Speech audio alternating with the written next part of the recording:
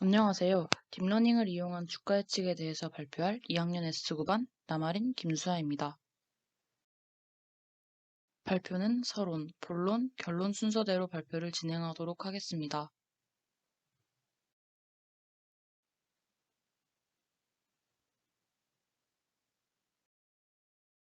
이 탐구의 배경은 2016년 인공지능 바둑 프로그램 알파5가 바둑기사 이세돌 구단을 상대로 승리를 거두어 딥러닝과 인공지능에 대한 관심이 높아지게 되었습니다. 이후 인공지능은 의학, 예술, 물리 등 다양한 분야와 융합해 많은 발전을 이루고 있습니다.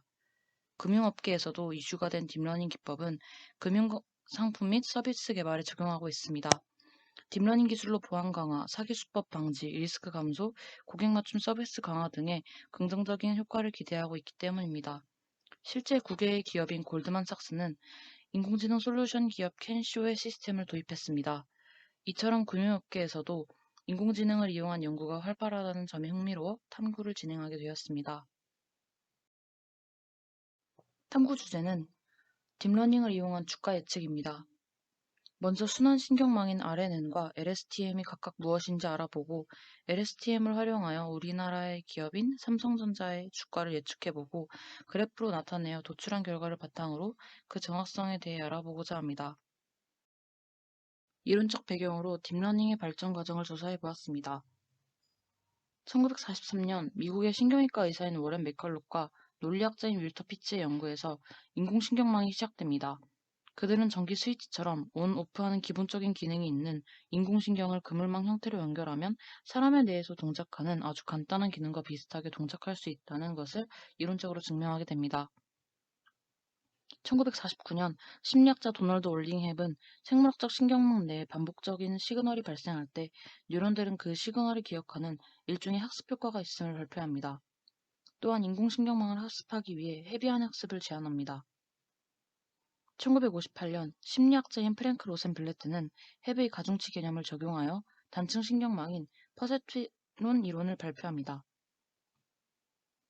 1969년 MIT의 마빈 빈스키 교수와 세이머 페퍼트는 로센블레트의 퍼셉트론은 XOR 문제를 풀 수 없음을 증명합니다.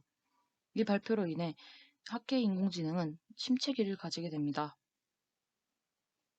1974년 폴 로브스는 다층 신경망의 학습 알고리즘으로 역전파 이론을 적용할 수 있음을 증명하지만 당시 침체기로 인해 8년 후에야 공개가 됩니다.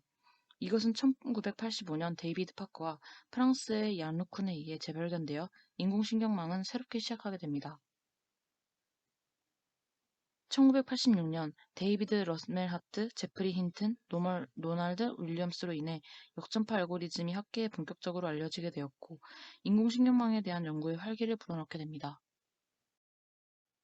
1995년 통계학자 블라드미르 베프니크와 그의 동료 코리나 코르테스와 함께 소프트 마진 소프터 벡터 머신을 발표합니다.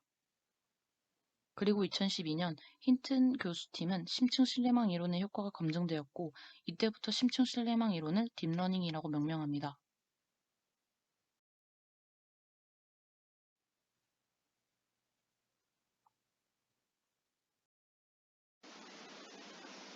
RNN과 LSTM의 차이를 알기 전 시퀀스 데이터가 무엇인지 알아야 합니다. 시퀀스 데이터란 시간의 흐름에 따라 발생하는 연속적인 데이터를 말합니다.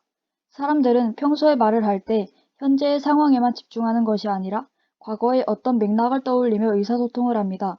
이런 과거의 맥락을 통해 발생하는 데이터를 시퀀스 데이터라고 할 수 있는데 기존의 알고리즘인 NN, CNN 등으로는 시퀀스 데이터를 처리하기 어려웠습니다.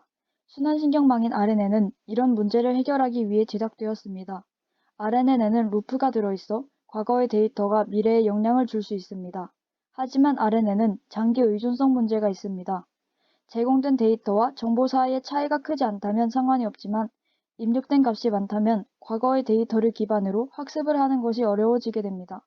반면 LSTM은 순환신경망 RNN의 한 종류로 장기 의존성 문제를 해결하기 위해 새롭게 설계되었습니다. 전체적인 구조는 순환신경망과 동일하지만 셀 스테이트라는 구조가 추가되었습니다. 셀은 정보를 저장하거나 불러오는 기능이 있어서 연결된 게이트의 값을 확인하고 어떻게 다룰지를 결정합니다. 이때 셀 스테이트에 추가되거나 삭제되는 정보를 게이트라고 하는데 이 게이트가 장기 의존성 문제를 해결할 수 있는 것입니다. 다음은 주가 예측을 위한 코드에 대해 간단하게 설명드리겠습니다. 먼저 연산과 결과 시각화를 위한 외부 라이브러리를 추가하고 필요한 함수를 정리합니다. 또 학습률, 레이어 개수 등을 설정하고 데이터셋을 불러오는데 저희는 삼성전자의 최근 10년간의 주가 정보를 이용하였습니다. 데이터의 70%를 학습용으로 설정하고 플레이스홀더를 생성합니다. 플레이스홀더는 데이터를 입력받기 위한 비어있는 변수입니다. 그 다음 손실함수와 최적화 함수를 설정하고 예측한 주가를 그래프를 통해 출력했습니다. 주황색 그래프가 예측한 값이고 하늘색 그래프가 실제 주가입니다. 차이가 많이 나는 부분도 있지만 전체적인 흐름을 봐서는 대충 비슷하게 예측은 했다는 것을 알 수 있습니다. 금융업계에서는 현재 금융범죄 예방, 서비스, 주식 예측 등의 딥러닝을 적용시키는 것에 주목하고 있습니다. 저희는 순환신경망 구조 중 하나인 LSTM을 이용하여 삼성전자의 주식을 예측해 보았고 실제 주가와 대충 비슷하게는 나타난다는 것을 알 수 있었습니다.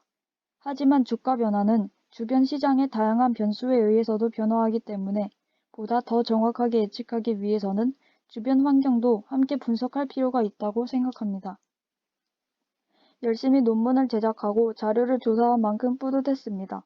하지만 수행평가의 기간이 촉박해서 시간이 조금만 더 주어졌더라면 보다 더 정확한 정보와 이해를 바탕으로 탐구를 할 수 있었을 거라는 아쉬움이 남았습니다.